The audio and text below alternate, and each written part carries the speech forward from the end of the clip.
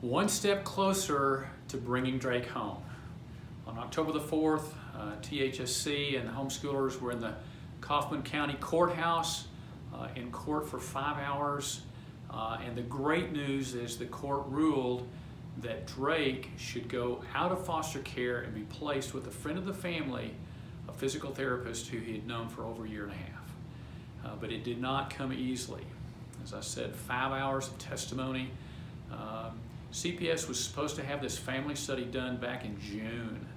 In August, at the court hearing, she chastised CPS, and when they told her it would take 6 to 8 weeks to do this study, she said, get it done in 2 weeks. Well, here we are 2 months later.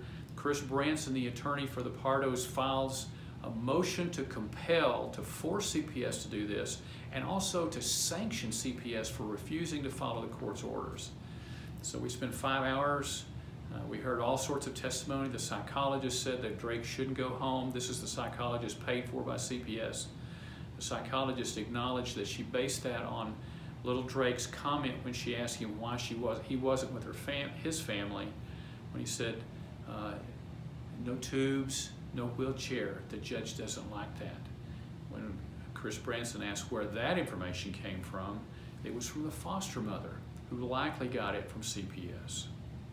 Ultimately, the judge disagreed with CPS, placed the child. In fact, October the 8th, he was supposed to go to his new place with this wonderful mom, who's also the mom of a special needs child.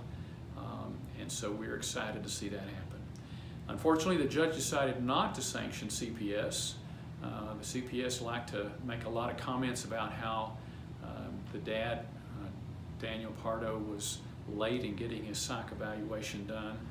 I always like to, it's interesting that CPS, with the power of the state of Texas and all this money, failed to tell their contractors there was a deadline for this. So they made no effort to make this thing meet deadline. And yet Daniel Pardo, who's having to take time off of work and all this stuff, is chastised.